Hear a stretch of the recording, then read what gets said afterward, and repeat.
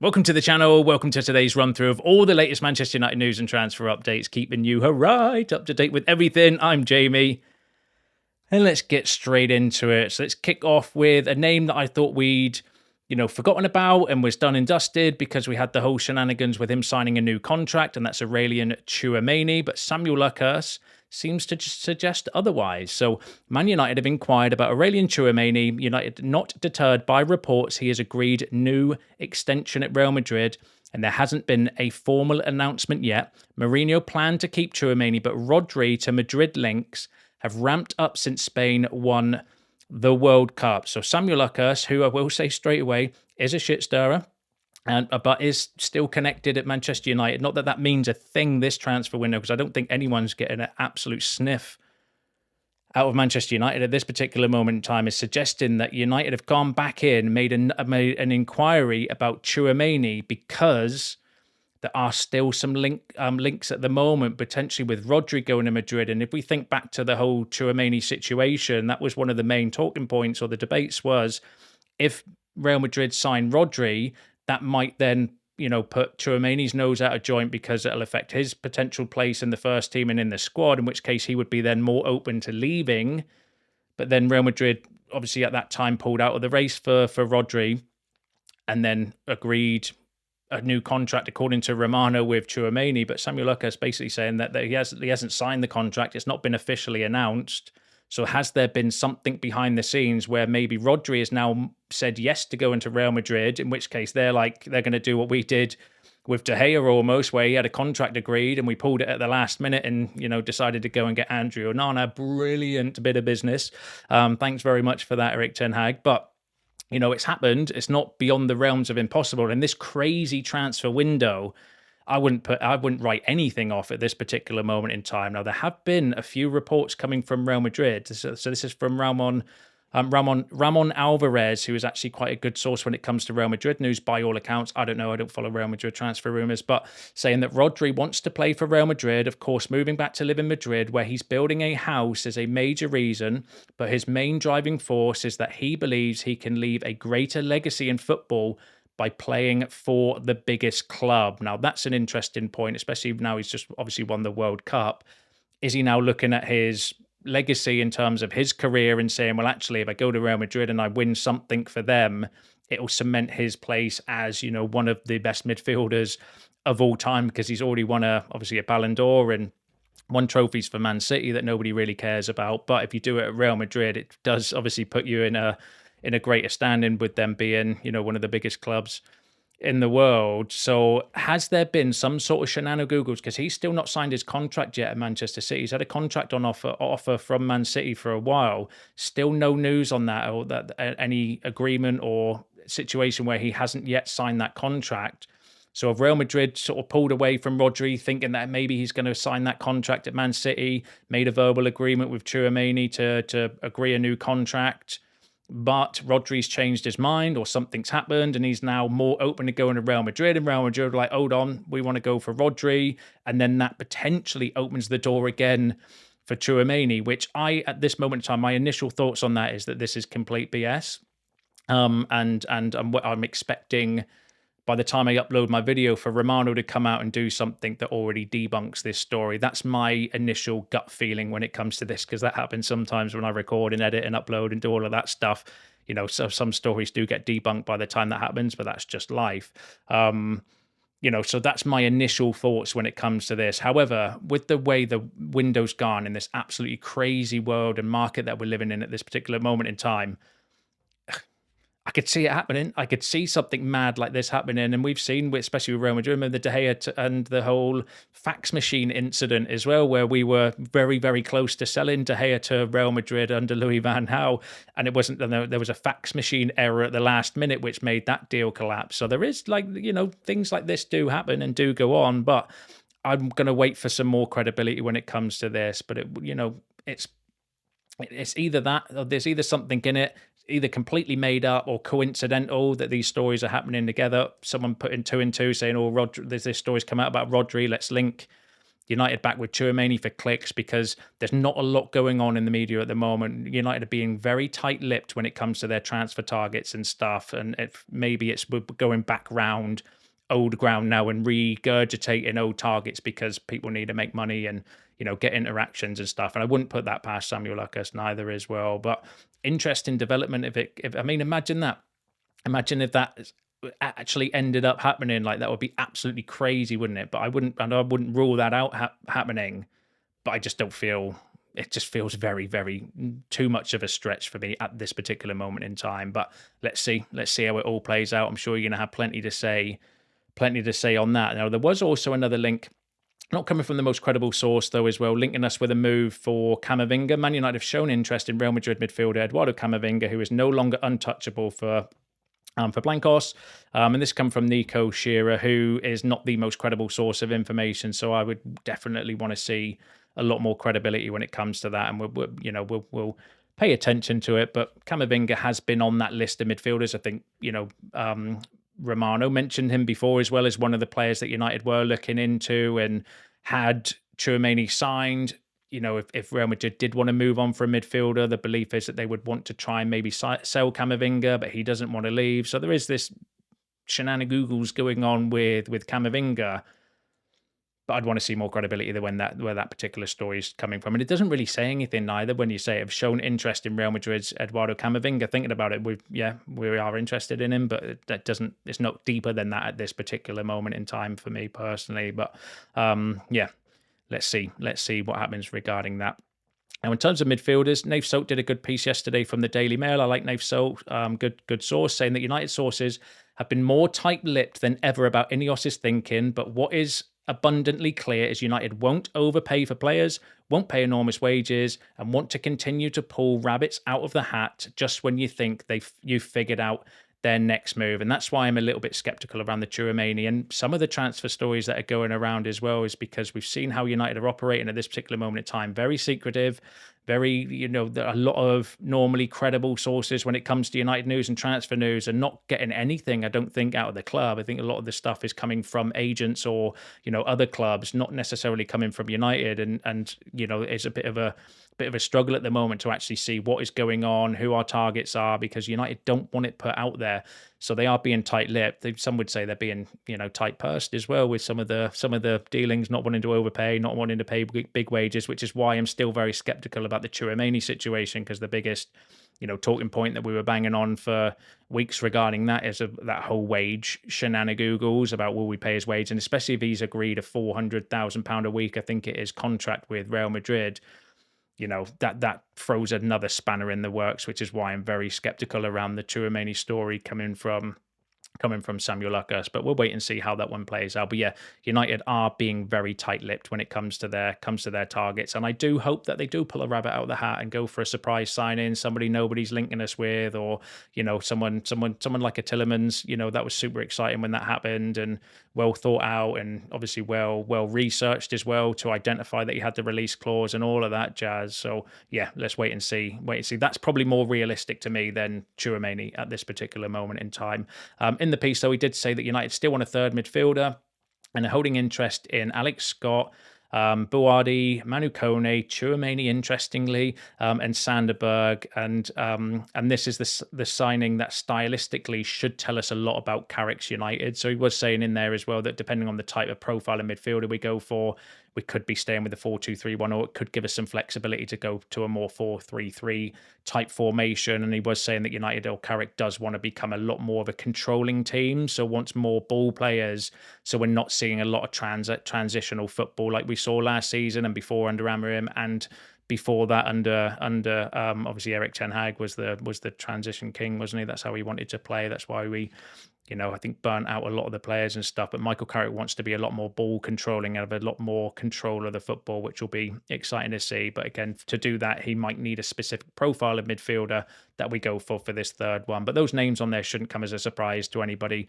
Alex Scott situation is there that still Bournemouth don't want to sell. You're talking about £80 million, maybe plus, with everything else that's going on in the transfer market for Alex Scott. Buardi, I don't think we're going to go for. Again, same thing, very expensive. There's this whole, you can pay cheap and loan him back, and Man City, by all accounts, are in talks with Tchouaméni. Manu Kone is the main name doing the rounds in the media at this particular moment in time, but United are still yet to make a decision there. Tchouaméni we've just mentioned, ironically, after Nave Solt said Tchouaméni, because I was thinking before this, I was like, Tchouaméni, why is he still mentioning Tchouaméni when he signed a new contract? So is there something there? We shall wait and see.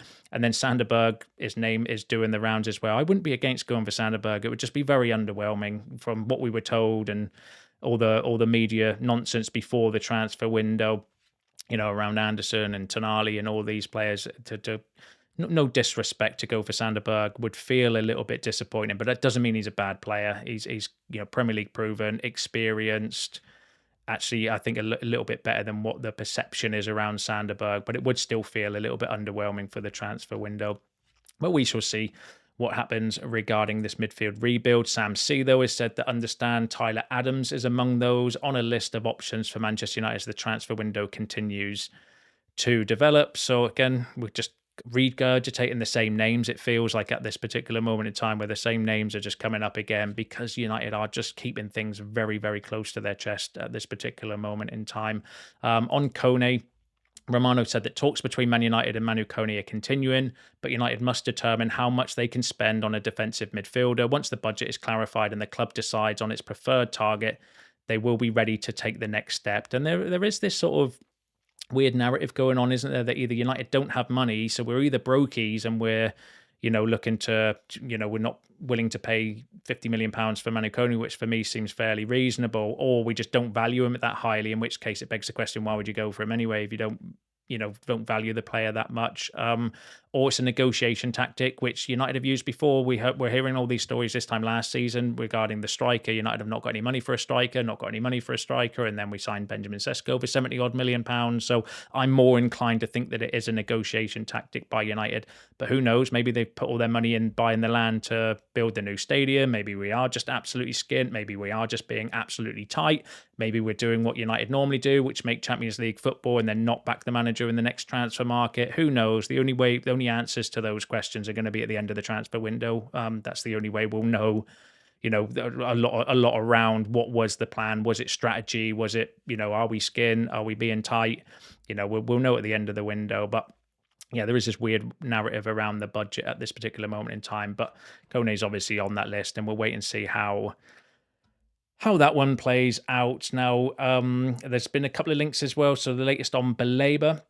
Graham Bailey said, what I'm hearing is they want someone who can really help them defensively. In an ideal world, they would just sign Carlos Baleba. They absolutely love his game. Yes, he didn't have the best of seasons, but they still believe he'd be an outstanding fit for Man United. However, Brighton's valuation has effectively ended any realistic hopes of that deal. And that's the problem with Baleba. United were prepared to pay around £70 million, I think it was, last summer. I don't think they're going to go anywhere near that valuation now, based on the fact that he did have a poor season for Brighton. They need to factor that in.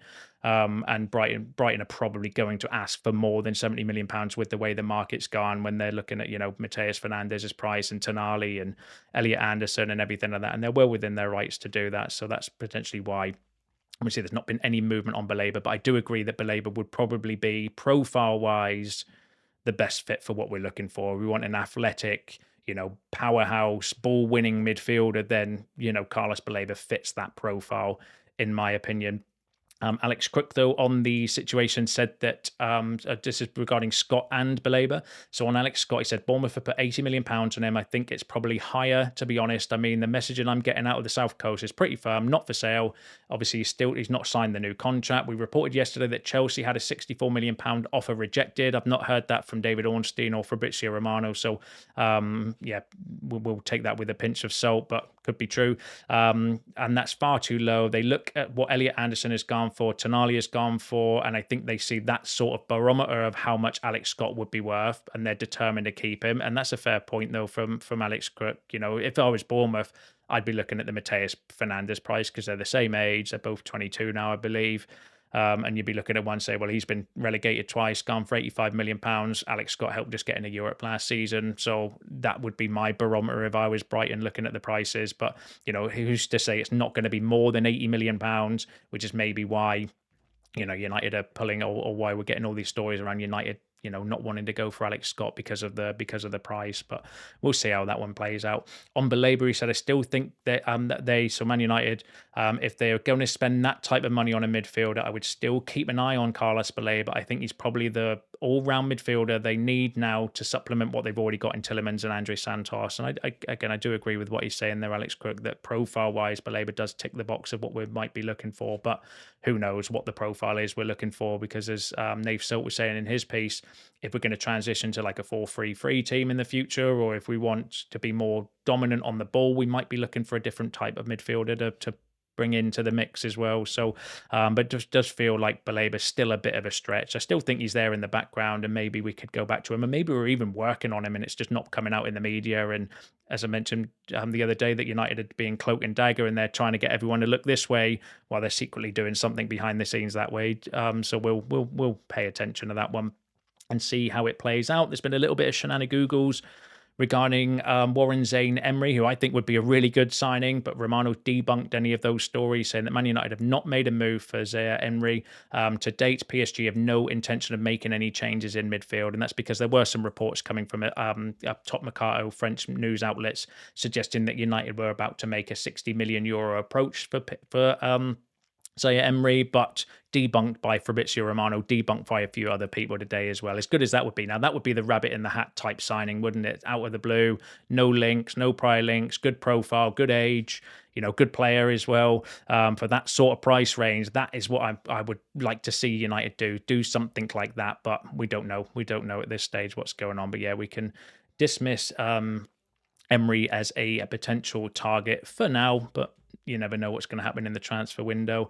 And go back to Nave Salt's piece. This was a bold statement coming out from the club. So United believes Santos could be the pound-for-pound signing of the season. Now, either that's Nave Salt's opinion, or he's heard that from somebody at the club, that they believe that Santos is going to be the pound-for-pound signing of the season. I think if Tielemans performs well, he might be the pound-for-pound signing of the season for £35 million to get a player of his quality. However, United insiders, by all accounts, believe that Santos could be. The Brazilian international is viewed as someone who has the natural instincts to play as a number 6, a more defensive screening midfielder in front of the defence. He's expected to provide the midfield protection that was severely lacking in the final knock-ins of the Erik ten Hag era, and often a bone of contention during Ruben Amorim's reign. So suggested the club really, really rate Santos, and maybe that's why they're relaxed about the midfielders, because they're like, nah, Santos is the Casemiro replacement. We've got our guy, and the rest is just squad building, so they're not particularly bothered about it. That could be plausible going off of that. I know as fans, we're like, get somebody else, please, but the club might be looking at it differently and saying, no, we've got our guy. This is going to be the number 6 and the Casemiro replacement, and I wouldn't rule that out. But definitely a number 6. And you saw that, I think, in the opening game where he was, shielding and screening and making some good interceptions and stuff as well. So, big praise there for Andre Santos. He was saying in the report as well that he settled in and people are impressed with him in training and so on and so forth. Like you do, big up new signings, don't we? That's the way that it's done. But yeah, give us your thoughts. I'm sure you're going to have plenty to say regarding that. Now, outside of the midfield, I still think, and maybe one of the reasons why we're hearing all these stories about United and their budget and stuff is because they are, there's a problem we've got at centre-back, in my opinion. And, is that why we're now looking at the prices of the midfielders to say, well, hold on, we need to try and get somebody a little bit cheaper because we might need wiggle room in order to go for a centre-half. And it's totally changing our thought process through the transfer window. That could be plausible as well. And a name's come out it's from Italian media, so you do need to take it with a pinch of salt. Linking us with a move for Lucumí. So Man United have joined the race for Bologna centre-back Jhon Lucumí, becoming the latest club to show an interest in him. This is coming from a media outlets from Bologna, saying the report that Manchester United have made a move for the 28-year-old who has long been linked with a move away from the Italian club. Now, this is a really interesting profile of player. 28 years old, left-footed, left-sided centre-back. Looks like an absolute tank. I'm no professional when it comes to him, though. I've done some research and, bit of scout reading and all of that stuff. Does look like a unit. We have had previous links with him as well, although not from the most credible sources of information. So I am still a little bit skeptical.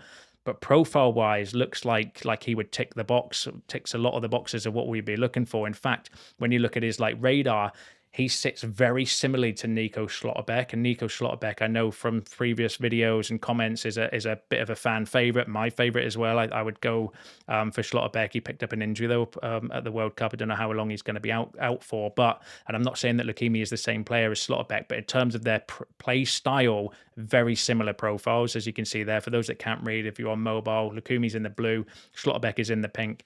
And they've got a very, very similar profile in terms of their play style. Good progressive passes, forward passing, so good ball playing abilities, can carry the ball, aerially sound as well, and good in the duel. So, this would feel like one of those smart signings as well, if that would be well scouted and well thought of, and a data-driven type signing, 28 years old. The worry I would have is, why has he not been picked up by now if he's that good?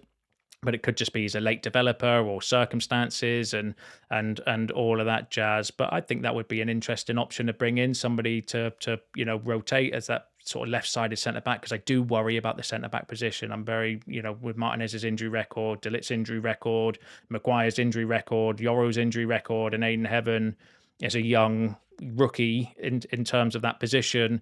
And I wonder if the club are looking at it that way as well, to say, well, actually, maybe we do need to allocate some budget for a centre-back because of Martinez's injury. And they're worried about it as well. And that's why we're maybe cheapening out on the midfield. Who knows? It could, like I said earlier, it could just be that we're brokies and we've got no money, or we're tight and we don't want to spend any money. We shall wait and see at the end of the window how all that plays out. But give us your thoughts. I'd want to see more credibility with Lucumí, but an interesting profile. Definitely one that I would be interested in going for. The report size available for his transfer value is around £22 million. By all accounts, Bologna have said that they're happy to sell him this summer because they kept him last season under the promise that they would look to sell him if an offer came in this summer. So he's available on the market as well. Could that be one of those smart signings?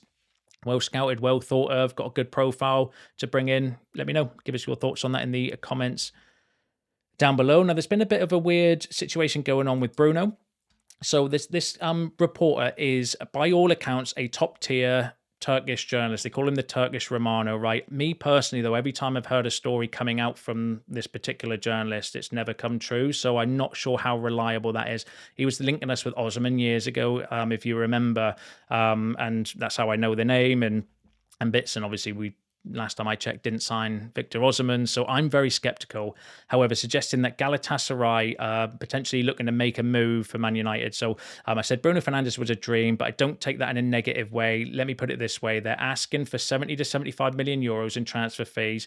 That's the part I meant when I said it was a dream. If Galatasaray agrees to pay the amount, Bruno Fernandes is open to coming to Turkey. I confirmed this with Manchester United. They might be able to go a little bit below 75 million euros. So, I with going back to Nave Soap's piece, that United are being very tight-lipped, I am very skeptical about United confirming to a Turkish journalist or transfer expert or whatever that they'd be happy to sell Bruno Fernandes for 75 million euros. Like, I just don't see a world where that's happened. I would want to see a lot more credibility than where this particular story is coming from regarding Bruno Fernandes, especially because there's been another report coming from an Italian journalist as well, saying that there's no agreement between Bruno Fernandes and Manchester United for the renewal of his contract.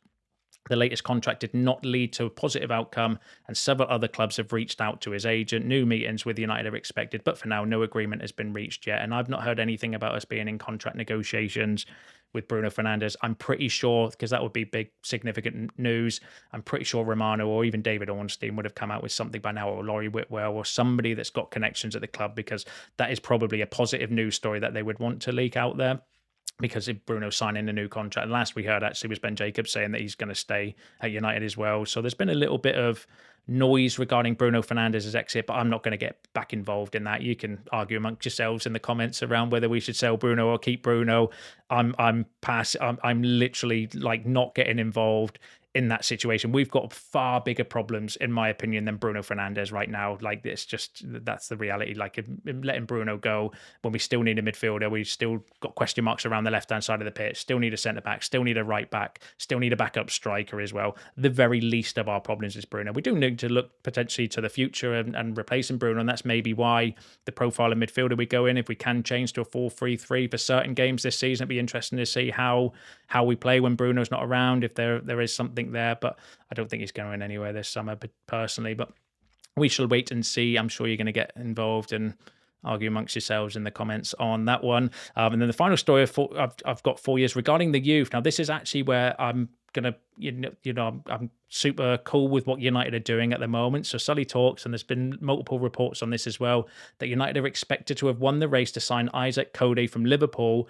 alongside Karim Kassim and David Eze from Man City. United have been aggressive in the youth market this summer. Positive news after the completion of Tynan Thompson. So United are, if we're not doing it for the first team, and I know that's going to anger some of you as well, but you've got to take each signing on merit and look at the individualities of the signings and stuff. United are doing bits with the youth team and going for some very, very highly rated and highly regarded young players from our rivals as well. And I don't have an issue with this whatsoever, as long as we still strengthen the first team, because these are the sort of signings that we missed out on. And then we're all moan about in the future. We're like, he was available when we were 16. Why didn't United look at doing that deal? If they go on to be really good, or if, clubs sell them for loads of money in the future or whatever, these are the signings that we would moan about. So for United to do it, I've not got an issue with it whatsoever, and they'll either become really good in the future and potentially first team players, in which case we've got ourselves some bargains, or we'll flip them for a profit, in which case we might be able to buy some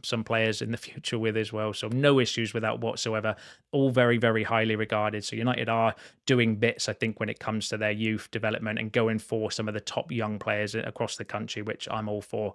But get involved in the comments on that. Get involved on all the other topics discussed in today's video. That's you all up to date with the latest news and transfer updates. Don't forget to smash that like button on your way out. Subscribe to the channel if you're new. See you in the next one.